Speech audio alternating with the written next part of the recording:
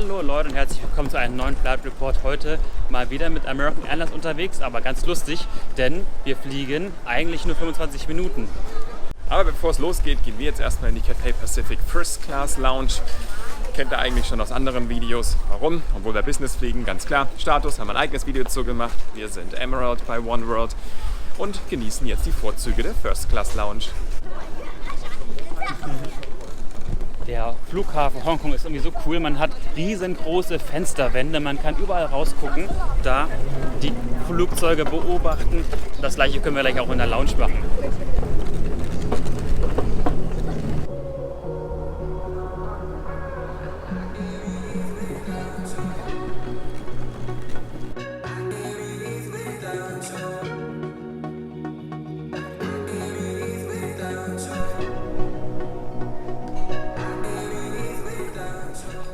Die Lounge kennt ihr ja wahrscheinlich mittlerweile schon aus unseren Videos. Hier gibt es einen Fine Dining Bereich, da gehen wir jetzt auch gleich hin, essen ganz lecker mit Champagner und à la carte Menü. Und man kann auch dann auf das Rollfeld gucken und so viele Dinge. Man kann ja auch duschen und arbeiten, man kann ziemlich viel hier machen und ziemlich entspannt. Wir haben jetzt noch ungefähr 3 Stunden Zeit bis zum Abflug, also haben wir noch genügend Möglichkeiten.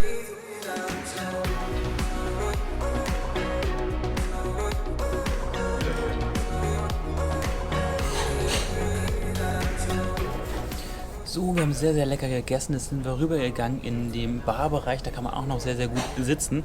Haben jetzt noch eine Stunde bis zum Boarding. Ja, und warum fliegen wir jetzt eigentlich nach Dallas? Also eigentlich fliegen wir ja nach Mexiko. Also so ist es zumindest unser Routing. Aber wir steigen schon in Dallas aus, weil es war viel, viel günstiger, ein Ticket nach Mexiko zu buchen, anstatt ein Direktticket nach Dallas. So haben wir mindestens 500 € gespart. Das ist auch noch so ein kleiner Trick für euch.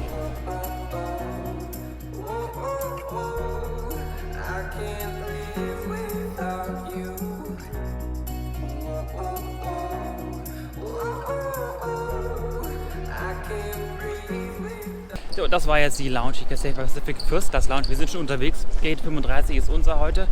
Und das Boarding hat auch schon gleich begonnen oder beginnt auch gerade. Also zack, zack.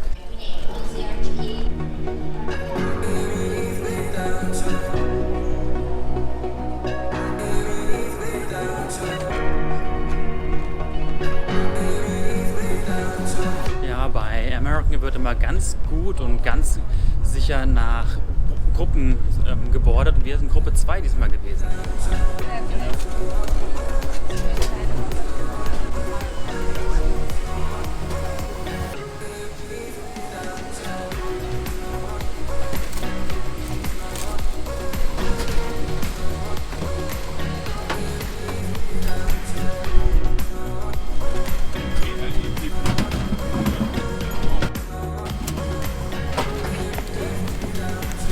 Ja, und das ist wie gesagt die Flagship Business Class von American Airlines hier in der 777-300ER auf dem 14-Stunden-Flug oder 14,5-Stunden-Flug nach Dallas. Also ein ziemlich langer Flug wird es sein. Durch die Nacht, wir kommen nachmittags an, aber wie gesagt, wir fliegen ja hier nachmittags ab und kommen am selben Nachmittag in Dallas an. Warum? Weil es zwischendrin die Datumsgrenze gibt. Wir beginnen quasi den Tag dann neu. Wir fliegen also in den nächsten Tag hinein, aber das ist schon immer noch derselbe Tag. Das heißt also, deswegen ist es nur rein förmlich gesehen 25 Minuten Flugzeit. Und hier ist so viel Zeugs an meinem Platz, ich muss das Zeug erstmal das wegräumen. Hier eine riesengroße Auflage, euch für später zum Schlafen. Kissen und Decke ebenfalls in einer Tüte verpackt. Das Amenity-Kit, Slipper und die Menükarte. Eine Flasche Wasser, eine Riesenflasche Wasser und die Kopfhörer. Ja, das ist eine ganze Menge, also alles aufgezählt, was es eigentlich so normalerweise gibt. Oft bei manchen Airlines kommt das so nach und nach, aber hier liegt alles schon am Platz. Das ist cool, ich kann schon das Entertainment-System hier auf Deutsch stellen, das ist schon mal eine tolle Sache. Also ist die Menüführung auf Deutsch und es wird auch einige Filme oder viele Filme mit deutscher Tonspur geben. Das kenne ich noch von American. Die Auswahl ist auch riesig. Ich hoffe, ich habe noch nicht alle gesehen. Den habe ich noch nicht gesehen, genau. Ja. So typisch für US-amerikanische Airlines wieder mal. Alle Window Shades, also Verblendungen, sind runter. damit es hier nicht dunkel ist, sondern damit die Hitze, also die Sonneneinstrahlung von draußen hier nicht reinkommen kann und das Flugzeug sich automatisch erhitzt. Damit spart man ein bisschen Energie, haben Sie schon recht, aber es ist untypisch, besonders für europäische Airlines. Da würde das niemals passieren. Und hast du schon was gefunden? Nee. Ich muss ja mal Story machen und jetzt gucke ich da gerade mal rein und hier ist alles auf. Naja, nein, Quatsch, der Scherz. Chinesisch? Nee. Das wollte ich jetzt nicht so sagen, deswegen. Also, mir ist es ja sehr wichtig, dass das jetzt vegan ist und glutenfree. Also das ist ganz wichtig. Ich nehme hier nichts anderes. Das ist doch vegan. Also Vegetarian ist das ja. Ja, Vegetarian, aber es ist nicht vegan. Das wird schwer werden. Es ist wie in einem Flugzeugcockpit hier. Okay, ist ein bisschen übertrieben, ich gebe es ja zu, aber unglaublich viele Sachen gibt es hier an der Wand. Hier ist es der Controller für das Entertainment-System. Dann habe ich hier die Bedienung für den Sitz. 3 Schnellzugänge, beziehungsweise 2 und einmal für Licht. Hier unten irgendwelche Eingänge, Ausgänge. Ich glaube, das ist Audioausgang nochmal. Da steht iPod, aber das ist ja irgendwie auch nicht so wichtig. Dann USB-Anschluss und eine große Steckdose. Das trifft sich ganz gut. Ich muss nämlich sowieso mein Handy laden. Wir haben bisher sehr gute Erfahrungen gemacht mit American Airlines. Aber was wir euch sagen können, ist, dass American Airlines definitiv besser ist als Delta Airlines. Egal an welcher Klasse, egal an welchem Flugzeug. Gut, was gibt es hier zu essen? Es gibt lecker Auswahl. Es gibt 5 verschiedene Main-Menüs, also Hauptspeisen, die man auswählen kann. Der Wahnsinn ist. Und ich kann euch sagen, die Portionen sind teilweise riesig. Ich hatte auf dem letzten Flug mit American Airlines ein Hühnchen. Also es war ein riesen Schenkel. Das ist untypisch für ein Flugzeugessen. Gucken wir mal, was es hier gibt. Also es gibt hier auch wieder Hühnchen. Es gibt aber auch ein mariniertes Steak. Und worauf ich mich am meisten freue, das ist eigentlich das Einzige, was ich unbedingt essen möchte hier, und dafür sind die amerikanischen Airlines ja bekannt, ist das Eis mit den verschiedenen Toppings. Und ich will am liebsten heute Schoko und Karamell haben und ganz viel Süßkrams oben drauf. Das muss heute unbedingt sein. Und dann gibt es zwischen den Menüs, also zwischen den Essen, es gibt ja noch vor der Landung was zu essen, gibt es auch noch ein Midnight Snack. Ich freue mich ja auf den Flug.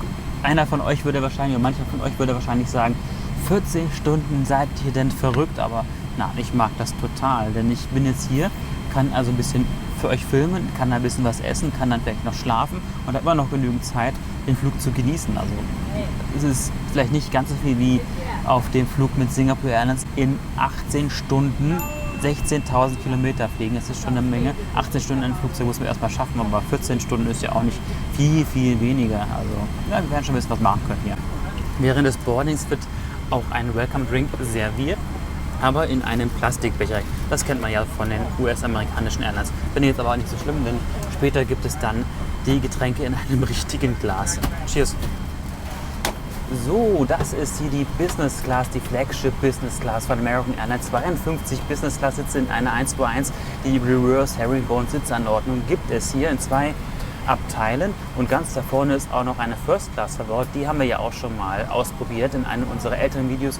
Schon ein Jahr her, aber war auch ziemlich cool. Da gab es so einen Sitz, den man drehen konnte und dann wunderbar daran arbeiten konnte. Jetzt haben wir hier die Business Class, aber die ist weniger schlecht, denn sie ist ein Flatbed, also sie ist eine gerade Liegefläche, ziemlich breit, bequem. Also wir kennen sie, wir sind sie ja auch schon geflogen und 14 Stunden kann man nicht locker verbringen. Cool, thank you so much. Thank you. Ich bin mega erstaunt jetzt gerade. Hätte ich jetzt auch nicht erwartet. Es gibt sogar Pyjama bei American Airlines auf diesem Flug. Und ich durfte mir 2 aussuchen, einmal in Blau und einmal in Grau. Ob ich es jetzt nutze, weiß ich nicht, weil ich habe ja auch noch meine British Airways First Class Pyjama dabei. Vielleicht spare ich mir die auszupacken und verschenke sie demnächst bei Instagram oder Facebook. Was ist das hier eigentlich? Das sah aus wie ein riesen Kissen zuerst, aber das ist es gar nicht. Genau. Das ist die Bettunterlage, also die Auflage, dass es nachher noch weicher wird hier beim Schlafen. Das ist auch wieder so eine Sache. Sehr komfortabel. Und hier ist das Kissen und die Decke auch wieder von Casper. Ganz nett gemacht. wenn wir schon mal dabei sind, mal auspacken, dann packe ich auch gleich mal das Amenity-Kit aus. Sieht so aus. Ist auch ein neues Design als Tasche. Und was ist drin? Das ist alles drin.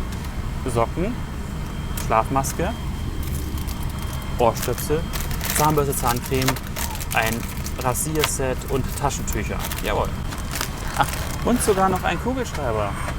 Ich habe es euch ja vorhin in der Lounge schon ein bisschen erklärt oder gesagt. Wir haben ja ursprünglich ein Ticket von Hongkong nach Mexiko, also nach Mexico City gebucht, weil diese Verbindung die günstigste war. Die war unter 1000 Euro.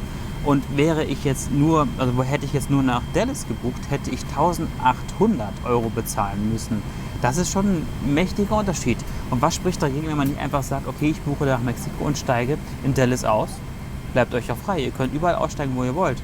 Von daher lohnt es sich manchmal zu gucken, ob man vielleicht in eine andere Destination sich einbuchen lässt. Also meinetwegen jetzt zum Beispiel, wenn man in asiatische Länder fliegen möchte. Da wird man ja oft über Peking oder Hongkong geschickt, aber man möchte halt in Hongkong aussteigen. Aber man bucht zum Beispiel nach Chengdu oder Xiamen oder was noch anderes, Guangzhou, und man steigt halt entsprechend vorher in der Großstadt aus. Das haben wir auch beispielsweise mit Hongkong Airlines so gemacht. Die sind von Los Angeles nach Hongkong geflogen, aber ursprünglich habe ich gebucht nach Peking. Das heißt, wir sind von Hongkong Airlines nach Hongkong und dann hätten wir eigentlich nach Peking fliegen müssen. Und da habe ich auch einen viel, viel günstigeren Preis für das Ticket bekommen, sind aber wie gesagt in Hongkong ausgestiegen und haben damit viel, viel Geld gespart.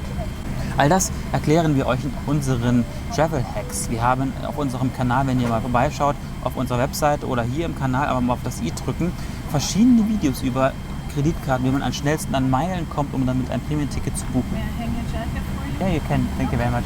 Yeah. Oder was ist ein Status? Das ist auch ganz wichtig, weil nur mit diesem Status sind wir jetzt beispielsweise ja nur in die First Class Lounge jetzt hier in Hongkong gekommen. Erklären wir alles in unseren Travel Hacks. Am besten guckt ihr mal vorbei. Okay.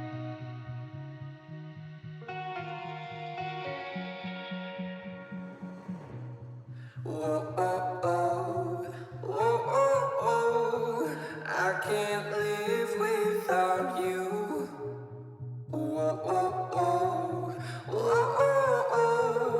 I can't breathe without your love.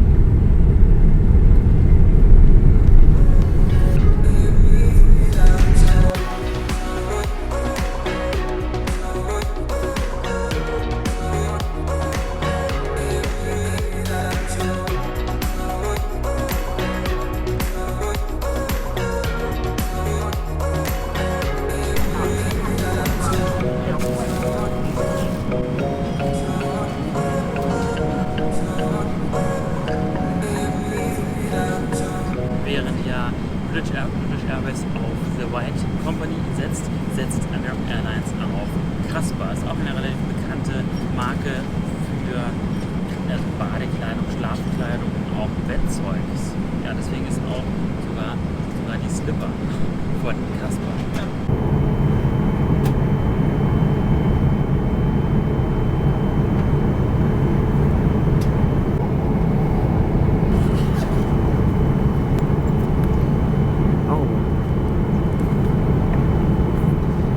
Bose Headphones. Ziemlich cool.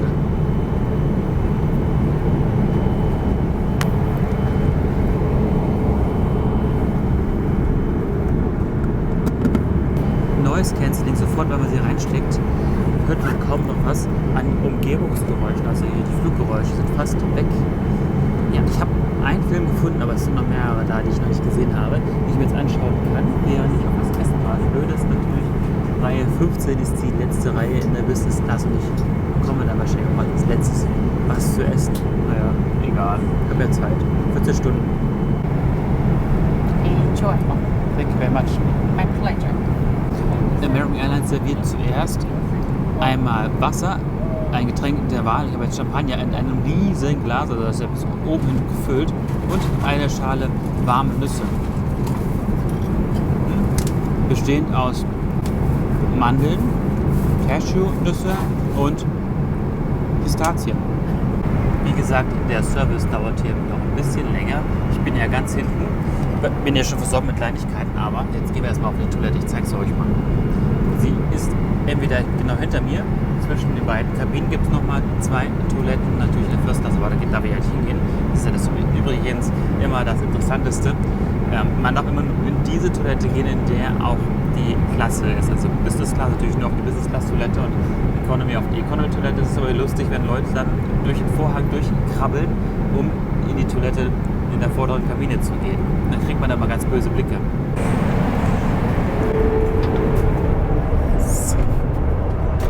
Ist gar nicht mal so klein, die Toilette hier in der 777 hinten in der Business Class. Aber Amenities gibt es hier leider kaum welche. Das sind die übliche Seife, ein paar Becher, Tücher und natürlich Wasser. Das war's. Mehr gibt es hier nicht. Gut, dafür habe ich ja das Amenity-Ticket.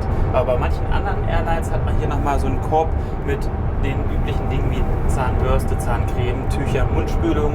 Hatten wir jetzt kürzlich ja bei Philippine Airlines, da gab es ein bisschen mehr. Oder auch bei Singapore Airlines gibt es dann noch viel mehr, aber die haben auch kein Amenity-Kit. Das ist immer so eine Sache. Aber ich finde es vollkommen in Ordnung. Das ist wenigstens sauber.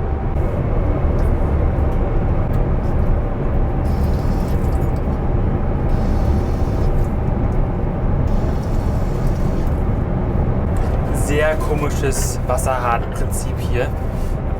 Ist auch noch sehr schlecht mit einer Hand zu bedienen. Naja. Enjoy your appetizer and salad, Mr. Member. Oh, thank you very much. You're welcome. Machen wir mal ein bisschen Licht, dann ist so dunkel mittlerweile. Die Sonne geht nämlich runter. Das ist die Vorspeise, ein frischer Salat mit Gurka und ein auf Couscous liegender, sieht aus wie ein Schokotörtchen, aber ich glaube, es ist eher sowas wie eine rote Beete. Gucken wir mal, was es genau ist. Interessiert mich jetzt ja. Okinawan Potato Brot, eine lilane Kartoffel. Was it Pinot Grigio you had, or? I had the Champagne. Champagne. I think he had the right wine. Okay.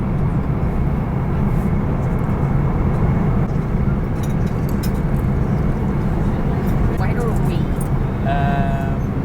Wine, please. Okay. Yeah. Enjoy. Thank you. Try Mr. Member. Oh, nice. Thank you. You're welcome. Habe ich es nicht gesagt, es ist immer eine Riesenportion bei American Airlines und ich glaube sogar, das ist das gleiche oder dasselbe Gericht, was ich damals schon hatte. Auch wieder ein riesengroßes Hühnchen, also der Hühnerbrust, einer Käsesoße hier. Und das ist, worauf ich mich die ganze Zeit schon gefreut habe, das Eis, die Ice Cream von American Airlines.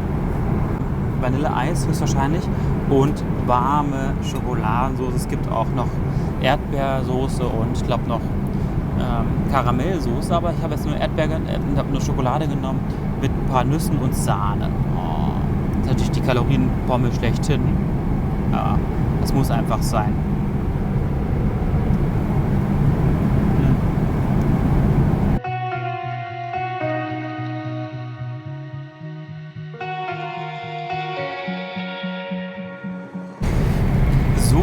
Ich habe bestimmt 5 Stunden geschlafen, habe jetzt gerade noch ein bisschen rumgesurft, Kommentare beantwortet bei Facebook und auch bei Instagram, E-Mails beantwortet. Das Internet läuft wirklich gut hier, erstaunlicherweise. Und jetzt ist es natürlich wieder so, nach 5 Stunden bzw. 6 Stunden Pause kann man wieder was essen. Es gibt hier so kleine Snacks. Einmal eine Mise-Plate, also das kennt man ja aus dem Arabic Mise, aber es ist natürlich ganz anders, es ist eher ein bisschen asiatisch. Gâteau oder ich weiß gar nicht, wie das genau heißt. Also mit ein bisschen Brot und verschiedenen asiatischen Dishes. Ich habe auf jeden Fall sehr, sehr gut geschlafen hier. Auf dieser Matratze und dann dieses Kissen. Ich habe mich gefühlt wie im eigenen Bett zu Hause. Zwar nicht ganz so weich, aber immer noch super weich mit der Matratze, wie gesagt. Und dem dicken Kissen und die Decke an sich ist eigentlich perfekt gewesen. Vielleicht euch würde ich empfehlen, nicht die letzte Reihe zu nehmen. Ich mache es ja meistens wegen des Videodrehs, damit ich nicht so viele Leute störe. Aber hinten die letzte Reihe ist meistens so, dass da die Toilette ist. Oder die Galley. Hier ist halt nur die Toilette, aber die ist auch ein bisschen laut. Außerdem gibt es ja vorne zwischen den beiden Business-Class-Kabinen noch in der Galley eine Bar mit ganz vielen Süßigkeiten und Snacks.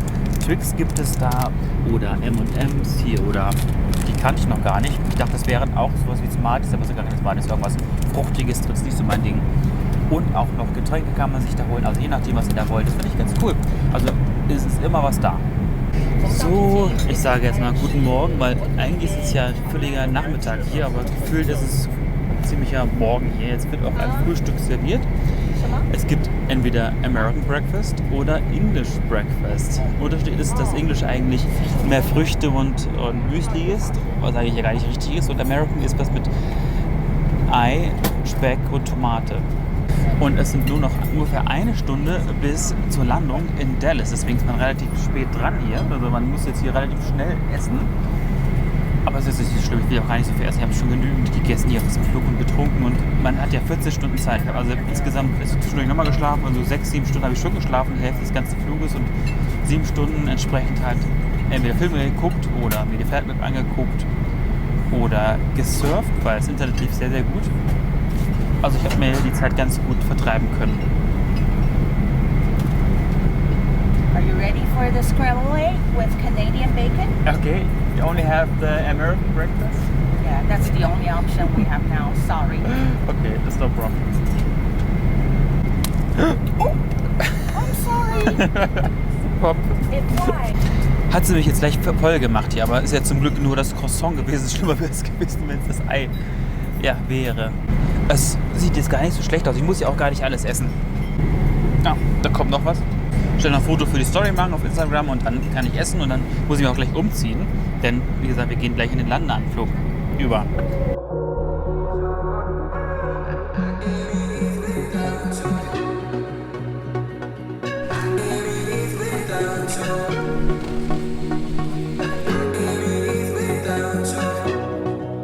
So, das war unser Flug hier mit American Airlines in der 777 Business Class, Flagship Business Class, besser gesagt. Wie beim letzten Mal ziemlich cool.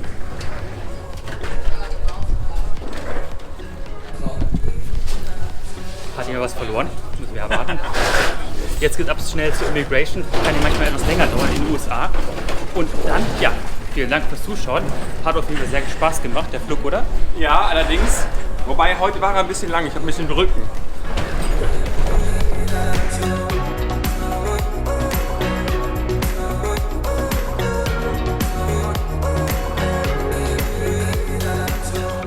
Ja, das war das Flugzeug nochmal von oben. Es ist nämlich hier erst 16:30 Uhr. Und wie ich euch gesagt habe, wir sind hier 15:45 Uhr erst losgekommen. Am gleichen Tag in... Wo kommen wir denn eigentlich her? Hongkong. Hongkong, genau. Und sind eigentlich ursprünglich jetzt ja nur 25 Minuten unterwegs gewesen. Auf Flugzeug war natürlich länger, 14 Stunden. Aber so ist es mit der Datumsgrenze. Gut, wir sehen uns im nächsten Video. Dann tschö. Und hast du schon was gefunden? Nee, ist ganz wichtig. Ich nehme hier nichts Da, anderes. ist doch. I'm sorry. Pop. It's why.